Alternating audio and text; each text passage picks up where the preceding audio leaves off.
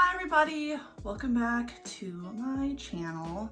I know it's been a while. The last video that I made was about what I was going to read in October, and I have to say that I've read quite a lot. I thought like in the middle of October, ooh, let me do a two-parter, but I could never seem to stop picking up a book to read one.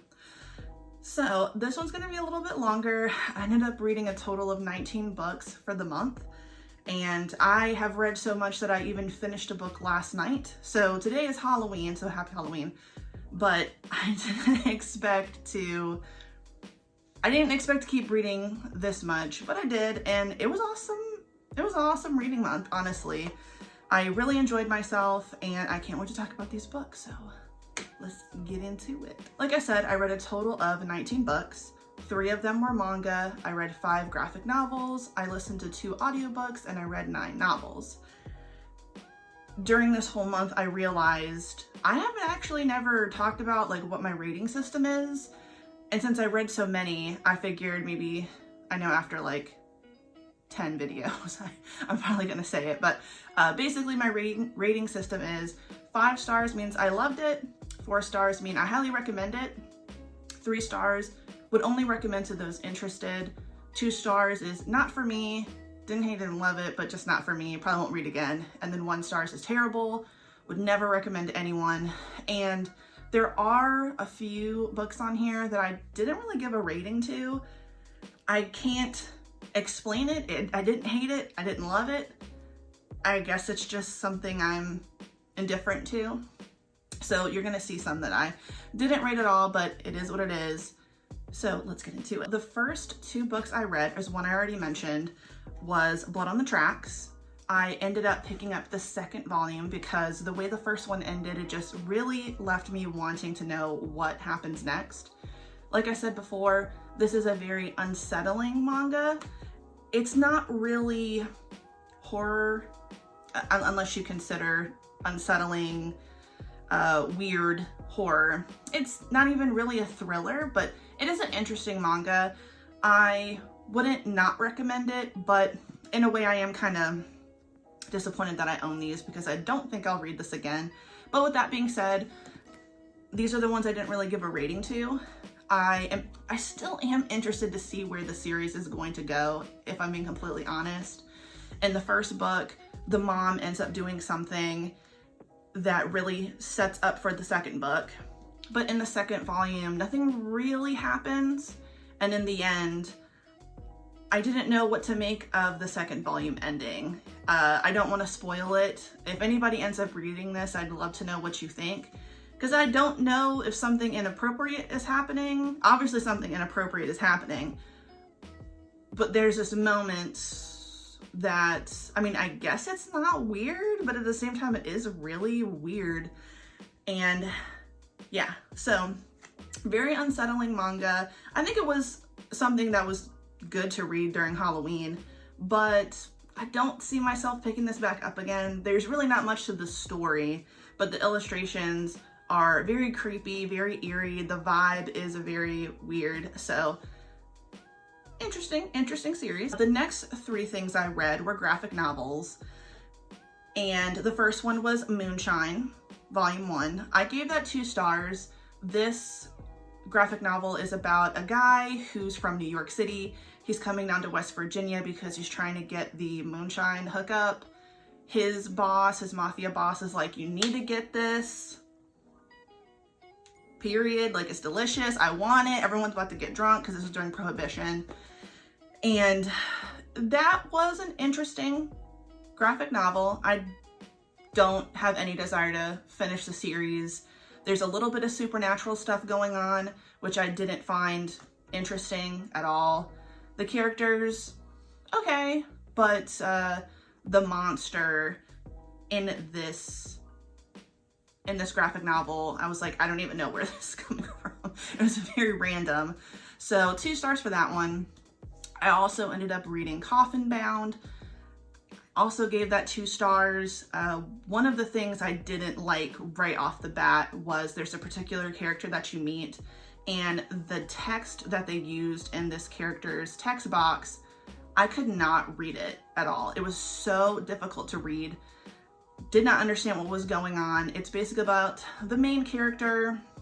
I guess we're living in, it looks post-apocalyptic. It looks very weird. The drawing style, the what we're actually seeing of the landscape. But the main character, she's done. I am getting out of here. I'm gonna erase my existence off the face of the earth. I don't know if that meant that she wanted to die or not, like kill herself, but I don't know, it was weird. People are cutting their skin off. I don't know what the hell was going on. And honestly, the way it started, it seemed like I should have, the way it started, it seemed like it was volume 3. Like, oh God, I'm already like right in it. I don't even know what's happening, but stuff is happening. It just wasn't my thing, and it was hard to follow. I didn't like the drawings. I didn't like the art style. It's just not for me. And lastly, I read Farmhand, volume 1 through 3. Now, I talked about this before. I ended up reading it either at the very end of September or the very beginning of October, whenever I made the last video. I really enjoyed volume 1. It's really awesome. It's about a family, a guy named Jed. He is growing human body parts off of trees. A tree sprouts off his farm, and it grows human body parts and human organs, and it becomes a transplant facility. His son moves back into town with his new family. He's reconnecting with his father and his sister, but there's some sinister stuff going on. Some people who received transplants are having funky side effects, and some weird shit is going on. Basically, when I finished the first volume, I really wanted to continue, and I ended up reading the next 2 on the Hoopla app. That's all I had access to. I really wanted to read the 4th one, and I gave that whole series 4 stars. I really, really liked it. I love the art. The family is definitely crazy, and a lot of stuff is going on. There's a lot of moving parts going on in here, and now we're seeing the true villain as the series continues, and I just really enjoyed reading that. I would absolutely recommend Farmhands, all the volumes. Next up were the audiobooks that I listened to, and I got very lucky. I listened to 2 really great audiobooks this month that were just phenomenal. The first one I listened to was The Night Swim. I gave that 5 stars, and the second one was The Southern Book Club's Guide to Slaying Vampires, and I gave that 4 stars. I will say that for both of these guys, I'd give like a trigger content warning because there is sexual assault in both of them. Definitely in The Night Swim, because that book is about a podcaster is going to this town to film a live podcast episode about an active trial where a young girl has been assaulted by like the famous athlete kid in the neighborhood. And all of her podcast episodes have been about like previous trials, and there's been a point where she actually got someone out of jail. Now she's like, it's episode 3 or season 3, and I want to do something like that's really different. So it's an active trial. People are going to be, calling in and giving comments as it's going. And but at the same time, there's someone from the community who reaches out to the podcaster and says, this is not the only thing that's happened in this town. Many years ago, my sister, in my belief, was murdered, and I'd really love it if you found out what was going on. So this was really great. I would absolutely recommend this if you can listen to it in audiobook form. She is doing the podcast in the book, so listening to it was really cool. I do like podcasts. But I loved the characters. The story itself was really interesting, but also very sad when you're hearing about Jenny, the person that has died from the past, not the person that's on trial now. Oh God, it was just so sad to listen to Hannah's letters. Very, very, very sad. So absolutely, like I said, it would be a hard thing to listen to because you're listening to somebody talk about their sister being assaulted, but you're also in the midst of a rape trial, and that was really hard to listen to. So again, like I said, be prepared for that. It was a lot. It was pretty heavy. And like I said, I gave that 5 stars. The next one was The Southern Book Club's Guide to Slaying Vampires. That was really interesting. That was my first time reading one of their books. I do have like My Best Friend's Exorcism on my Kindle. I just haven't had a chance to read it yet. This popped up on my Hoopla app for being a free audiobook, and I've been wanting to read this for a while, but I didn't know if I wanted to own the book or not. So this really helped. I gave it 4 stars. It was definitely interesting. I did not expect it to go the way that it did. This book is about a bunch of women, late 80s, early 90s, or maybe it begins in the 90s. I can't quite remember, but it's during that time. And they're a bunch of Southern moms who start a book club, and they're all reading books about murder, murderers, horror novels. I think they read Dracula at one point.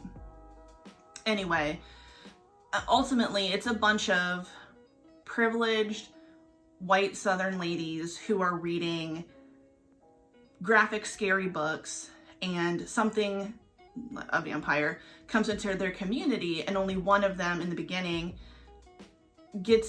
is onto what's going on. Like, she sees like, what the fuck? Like, why is this happening? And in the beginning, she's the only one who is really taking it seriously, that kids are going missing, people are going missing, people are being assaulted, and something else really creepy is happening with the new guy in town. It was really freaky. Like, there's a scene where, you know, there are rats, that's really gross, and then in the end, someone is assaulted, and I did not see that coming. It was very, very sad. Listening to that on audiobook when they're having an exchange back and forth was sad to listen to. I didn't know if that was really necessary, but at the same time, I guess when you think about the character who this happens to, she was very religious, probably the most religious of all of the women in the group. So, you know, the vampire getting some type of sick pleasure out of doing what he did to her, I can see why that would be what he thought would be a good idea. But the scene in the attic was crazy. When I was listening to this on my way to work, I was literally driving down the street. My hands were gripped on the steering wheel and I was screaming. Like, no, get out! And then when the character has the file and she's talking to somebody, I was screaming bloody murder. I have no idea if anybody else was on the road at that point watching me scream out loud, but my nerves were on edge. It was crazy. But there's a lot of crazy shit going on in that book, but the son, what the hell was wrong with the son at a young age? Like, being into Hitler and the Nazis, I was like, what the fuck is going on? But very weird. Anyway, that was a really good book. Honestly, I liked both of them. I really loved the narrators for both of these audiobooks as well. So would absolutely recommend. Great books. On to the novels. The first one I want to talk about is Catherine House. This I gave 3 stars.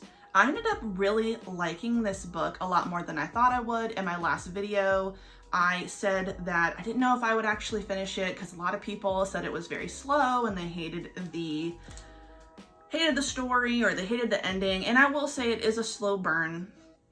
I did get to a point where I was skimming a lot of just kind of day-to-day back and forth between the students and just reading the dialogue. And when it finally got to the point where we're talking more about what's going on with the house and the weird stuff with the certain people dealing with, oh damn, I can't remember what it was. Plasm? Whatever thing they're manipulating. That's when I finally was like, okay, I'm actually gonna read everything. But it was really good. The person who's really telling the story is Inez. She has some dark past that brought her to Catherine House. People who come there basically have to get rid of their past, don't talk about it for 3 years. You're committed to the school and the weird ass curriculum that I feel like I don't understand how that translates to the real world, but who am I? Who am I to say? And basically, there's always been this weird mystery with the house. People thought it was a cult. People thought there's some brainwashing going on. And what actually ends up being the case was something that I figured out pretty early on. That didn't necessarily make me hate the book or anything, that I figured out what the twist was, but I liked it a lot. I thought it was definitely a good read in the end. And the ending, I too was like, no, I really want to know what happens, but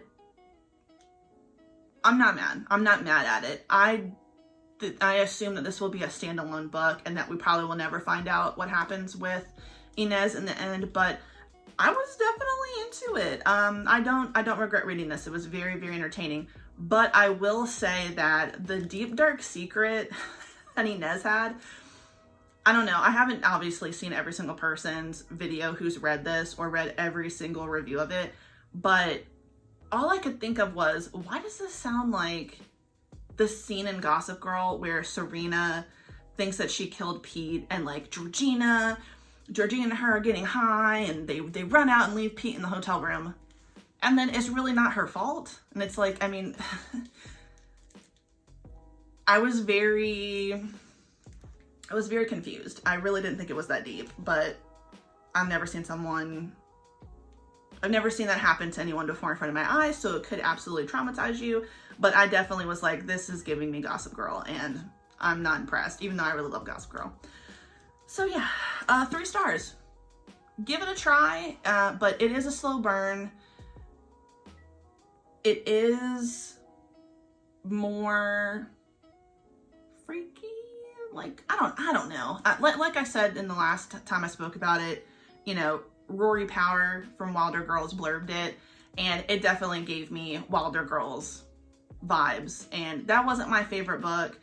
I do think I like this one a little bit better, but there you have it. So the next one I ended up reading was Dark Harvest. I gave this one 5 stars. This is about this weird ass town in the middle of nowhere. You know, a lot of people are here. They're just kind of, I assume, living paycheck to paycheck. You don't really understand what's going on with the town's people and their everyday lives, like where they work, what's going on, like totally. But basically every Halloween, is it Halloween? Wow, I read this at the very beginning, so forgive me. Basically, there's this tradition in this town. Some monster called the October Boy is unleashed in the town, and a bunch of the 16-year-old boys have to break free, try to kill the October Boy before he reaches the church. And when you do that, you're free from this shithole town. Your family's set. You get to, you know, get out of here, and yay. I figured out what the twist was pretty quickly. That's fine. I actually really enjoyed this book. It was very short. It said on my Kindle that it only takes you about 2 hours to read, and it's true. It was hard to put down though, because it's very interesting. You're reading a few different perspectives of what's going on during the nighttime when all this is happening, but it was definitely very scary, also sad. But the one thing I wanted to know in the end was what happens to the town if a kid doesn't win, if they don't defeat the October Boy. We don't actually know what happens in the end, which I'm not gonna say the end, but in the end, yeah. Anyway, basically, it was a really, really good book. I enjoyed it. I would absolutely recommend it. It's a short read, so if you have time on the weekend to read something that's spooky, I would absolutely recommend it. The next book I read was Parasite, Darcy Coates. I'm not gonna do my Darcy Coates spiel. Again, second book, still love her. What's going on? This was actually really great. I rated it 5 stars. This is a book that takes place in space. There's a parasitic alien that's trying to take over the galaxy, kill all the humans. We're about to run shit up here in space, and I'm sure make it to Earth eventually and just take over everything. I thought this was going to end a different way. It didn't end that way, but I was not upset. I loved the last chapter. This was definitely freaky and fear-inducing. Space scares me, like I said, and aliens are pretty freaky too. I mean, if it's a parasitic alien, of course I'm going to be scared of it. But this ended up being really great. I would absolutely recommend this book, especially if you like space horror. The characters were really cool. The chapters or the parts, I believe there's 5 parts in this book, basically is 5 different planets, or no, 5 different planets, 5 different sets of characters, and what's happening in the end. And very, very good. If this got a sequel, I would absolutely read it, although the way it ended, it doesn't need it, even though you're kind of left not knowing what's going to happen to the galaxy. We all assume the best at the end, the last chapter. Even though you don't know what happens, it was still really, really good. I absolutely enjoyed this book. Next, I read Pet Sematary. I gave this 3 stars. So this is my first Stephen King novel. I think that this was probably a really good one to start with. It wasn't too long, although it was a little slow at times, but you are getting to know the family and Judd, the neighbor. You're learning about the history of this little town and what the pet cemetery really is. I actually ended up really liking it. There were a few things that I saw coming, but in the end, that really sucked. I did not want that to happen. And it was really good. I don't know if I'm really giving something away. I'm sure there's other people out there who may not have read this book or read Stephen King, but the thing I didn't like, or that was like, are you joking, was it was all a dream. I said, oh my God, you got to be kidding me. He did not just, it was all a dream me. No. Then to, it was all a dream. It was all a dream. What the fuck was going on? I was definitely like, what was the point of that then? The thing that doesn't actually happen. What was the point of that? I didn't like it. I would have rather the book kept going and we didn't have that moment of, oh my God, that didn't really happen. Oh, I should have realized that he was about to do that, but it is what it is. So yeah, this was a pretty good book. I don't know if I want to keep reading Stephen King though. I mean, this was almost 400 pages, and I don't know if I could read anything else the size of this because it got boring a few times. It definitely got boring. It lost me a few times here and there, and yeah, I don't know. So we'll see. I know for a fact that I really don't want to read it. I know a lot of people tell me to read that. I don't even really want to watch the movie. Either movie. I've never seen either versions of the movie. I did want to watch the movie version of this. There's like the 2019 film on Hulu, but I watched a preview and it seemed like something was going on that didn't happen in the book. So I was like, should I give it a try? It's different. Obviously there's something different going on in the movie than in the book, because I mean, I read the fucking book and I didn't understand what was going on in the movie trailer, but we shall see. I like the main actor who's playing the dad in that, so maybe. It's still Halloween, so I still have time to watch it. I also read Middle Game by Seanan McGuire. I gave that 3 stars. This took me a really long time to read. I think I picked that book up in September. I did end up really enjoying it. Roger and Dodger, all of that stuff was interesting, but I did feel bad that like I got to a point where I was like, oh God, can we get to the point? I felt really bad about that. I understand that a children's book was created to kind of tell the story of where we're supposed to go. And it made me just think of Wayward Children series too much. And I didn't hate that series. I didn't hate those series of books by any means, but I was like, oh, I'm not really, like I've said, like I like Mira Grant's books more than I like Seanan McGuire books. I can't really explain why, I just do. But for those who don't know what Middle Game is about, it is like a sci-fi book about 2 twins that were separated at birth, and they have psychic shit going on, and there's a secret society that's trying to keep them apart, but also trying to use them for world domination eventually. it was a good book. I'm not gonna say I hated it. I gave it 3 stars, but I don't know. I don't know if I would read it again. It's hard to say, but it definitely wasn't terrible. I will say that it was not a terrible book. So try it. Next one I finished was The Queen of the Unwanted. This I gave 5 stars. I really had tried this month to make a video about why I loved these 2 books, the Women's War series. It didn't go well, so that maybe when I get a little bit better about talking about books, I can do that. I know my husband was like, get an outline. I'm not good with outlines, so maybe one day I'll do a book review video about why I love the series so much. But I will say that I had some issues with the second book. So mainly my issue with the first book in the series was I was really surprised that I was really surprised that all the characters ended up in like cis-het relationships. I found that to be very interesting, that everybody was coupled up like man and woman, man and woman, man and woman. I guess I get it, but I was surprised that we didn't do anything else, because there was a lot of people that, because of their circumstances, like now they have a chance to be that much more, I don't want to say free, but they have an opportunity to have to have even more autonomy and agency. And of course, the big thing about this series is there's a curse that's unleashed across the world that basically makes it so women are not forced to have children if they don't want to.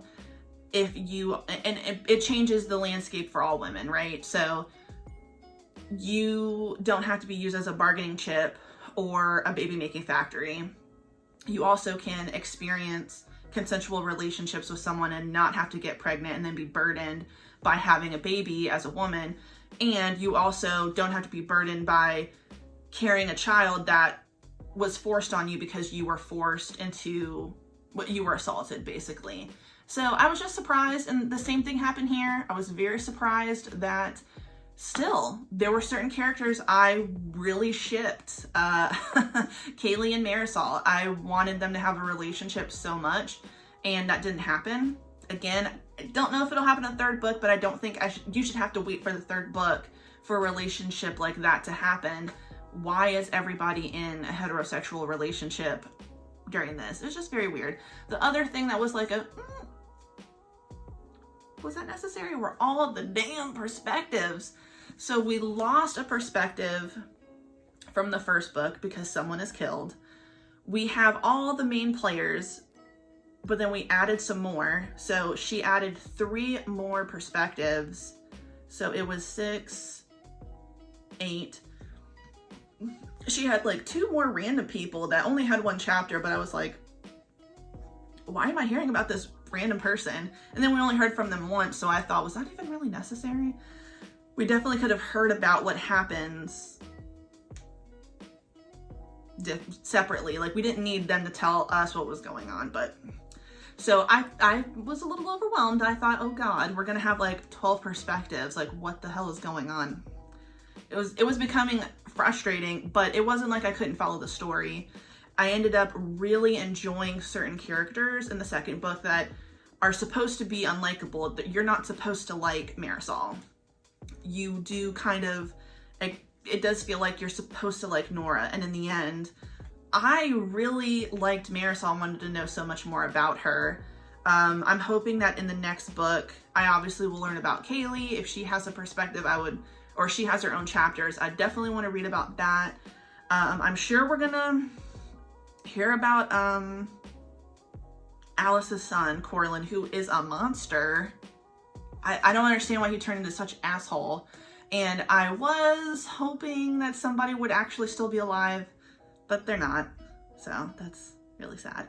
But I still am interested to see where the series goes. Like I said, I hope that Jenna Glass doesn't just keep everything the way it is with coupled up into heterosexual couples. I just feel like I'm just surprised at that. But I don't think I mentioned this, but a portion of the author's proceeds from this book is being donated to Planned Parenthood in support of women's reproductive freedom. So I would also recommend this series for that as well, because we support Planned Parenthood over here. The next book I read was When No One Is Watching. I gave this 5 stars. I didn't think I was going to be able to get to this, and I'm so glad I did. It was so hard to put this book down, first of all. It was such a good read, but also infuriating, because if you've read it, you understand why it's so infuriating.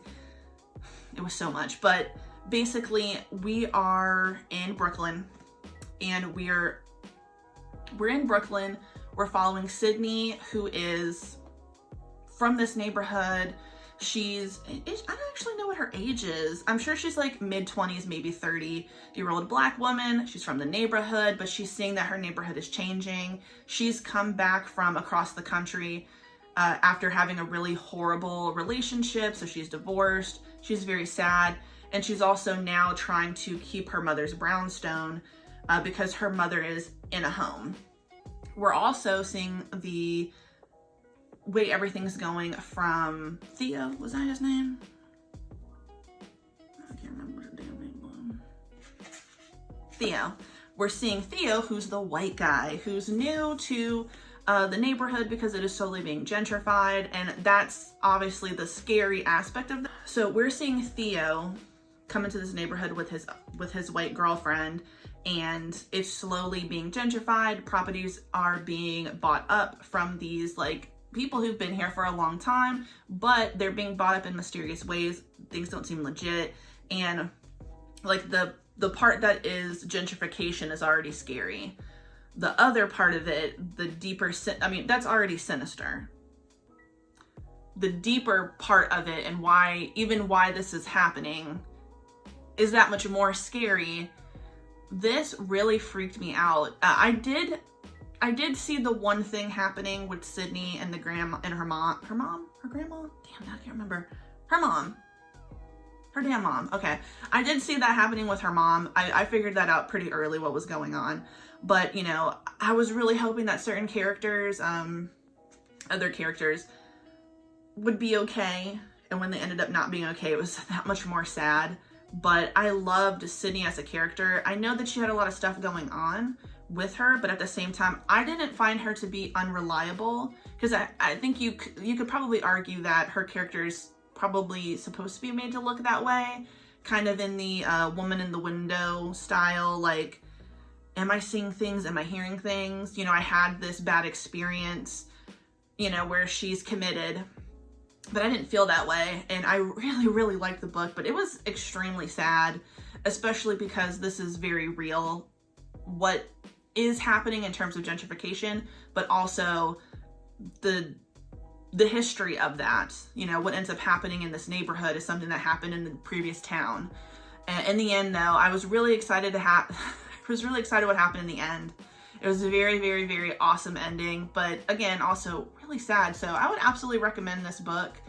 But it will get you, you know, the ways in which certain characters, the microaggressions, the racism, the it was a lot. It was a lot. But when I tell you it was a damn thriller, they're not lying. This is a thriller. This had me on the edge of my seat. This had me freaking out. It was very hard to put this book down. All right, so what I got to next was Downfall. I rated this 2 stars. So I clearly made a mistake and forgot what list I typed in. Oh, I have a bookmark in here. To get this book. I thought that this was on a list of scary manga for 2020. I actually think I probably typed in newer manga to read in 2020 or something like that. So unfortunately, I went into this book thinking that it was going to be scary, and it wasn't. It's pretty sad though, like pretty pathetic, the main character. And of course, like, I thought that, then you fucking see the damn cover, Downfall, that sounds like it might be scary. And then the back of it is, selling copies is the only thing that matters. So what if your manga series just ended and you have no idea how to start a next one? Your marriage is breaking up. Your pure love of manga has been destroyed by the cruel reality of the industry, and nothing seems to fill the sucking void inside you. find the secret combo for a new hit manga series and everything will be okay, right? I thought, okay, there's gonna be some murder in here. No, there's not. And I don't even feel bad about there's no murder. And that would have made it really cool if there had been murder in it. So it's my own fault. So, you know, unfortunately it's a 2-star because I really expected something different. But to be honest, even if I didn't think it was about something different, it wasn't that great. You know, it's about a very lonely, pathetic man. That's really it. So there you have it. So we're coming up on the end. We're almost done. The next thing I read was Kill Creek. This was really, really great. I ended up rating this 5 stars. I really, really liked this book. It is pretty long. There were a few times where I was like, okay, it's slowing down a little bit. But this ended up being really good. Basically, this is about, oh, let me think. It's 4 authors and a guy who's well known in like horror circles. He has a website that's really freaky. He brings all of these really prolific, well-known authors together that are writing in the same genre but different subgenres. So you have, you know, Sebastian Cole. He is like from the 70s and 80s, I think, still writing books, but you know, he's from the old school era. His books are scary but not in a gory way. Then you have Daniel Slaughter. His are really gory, but they have a religious kind of like thing to it, like don't be bad and you won't get killed. The virgin lives, the good kid wins.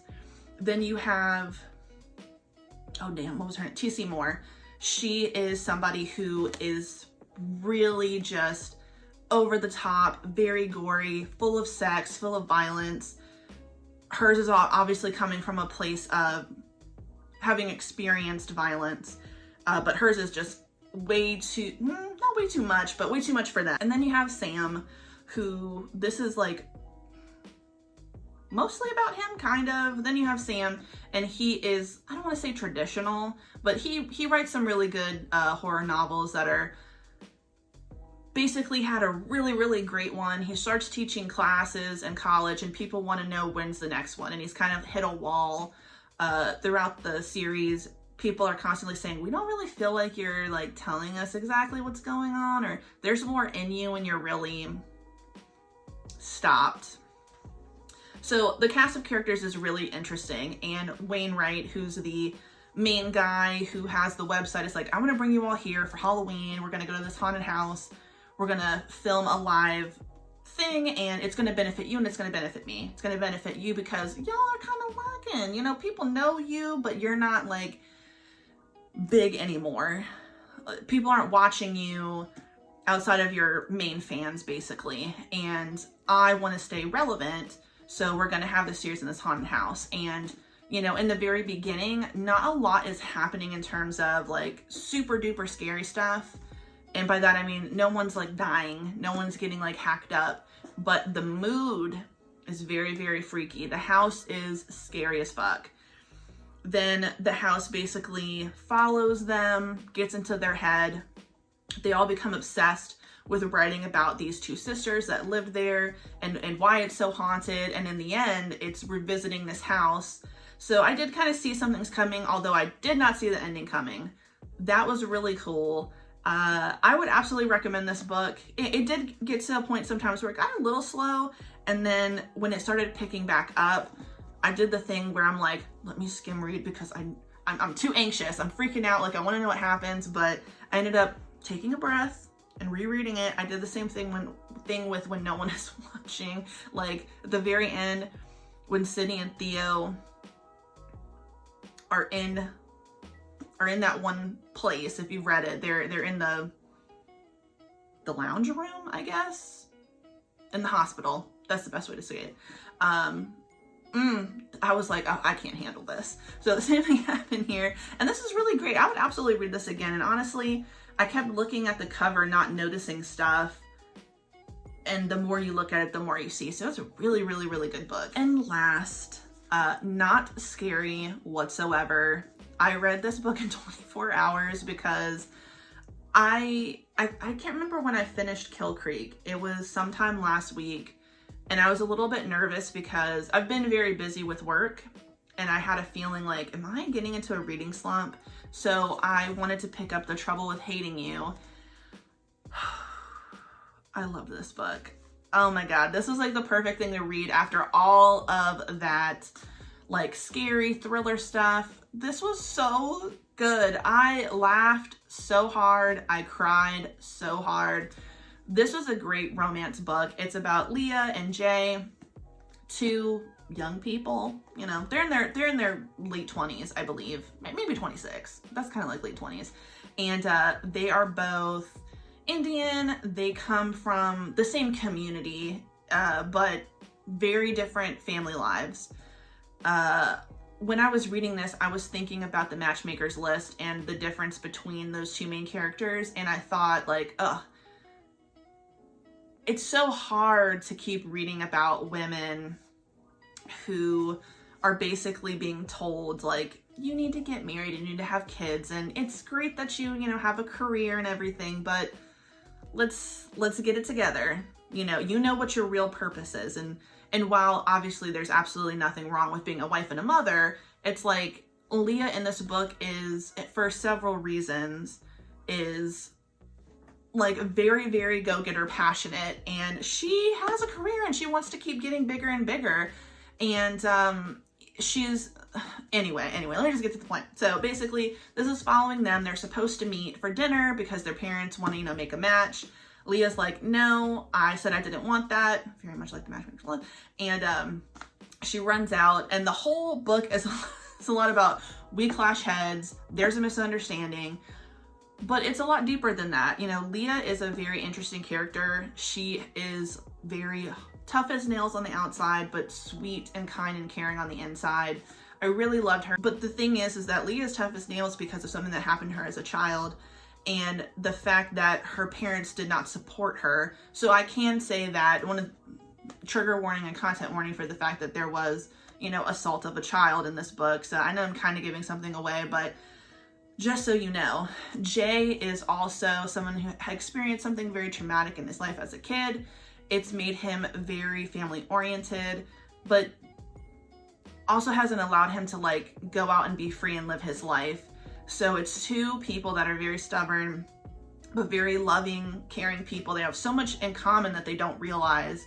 And it was a really great book. I mean, like I said, there were a few times I cried in this. What Leah goes through is very, very sad. You know that she's a strong woman, and you know that she doesn't deserve the shit that she's going through from her community and from her own parents, mainly her father. Her mom's actually a good person. And Jay is there. And oh my God, there were so many times where they were like, yeah. There were a few times where they were flirting, and I was like, okay, Jay. Okay. I really ended up liking this. I think I already said I gave this 5 stars, but I read this in 24 hours. I couldn't have put it down. It was so funny. It was very entertaining. There are some things that are frustrating because the characters are both super stubborn at times, and Leah does like want to fight for the sake of fighting at times, but I loved it. I would actually recommend this. This was a good little palate cleanser after all of the killing and death and despair that I read in October. So yeah. All right, so that's it. This is my really, really long October wrap up video. Took me a really long time to get to this because I was very busy, but I really appreciate everybody sitting through everything that I read. So thank you, everybody. I'm excited for next month. You know, I still want to actually read some scary books because there are still some that I ended up buying that I'm really interested in, but I'm definitely on to the next. And I have to finish some series, so wish me luck. All right, so goodbye. Bye.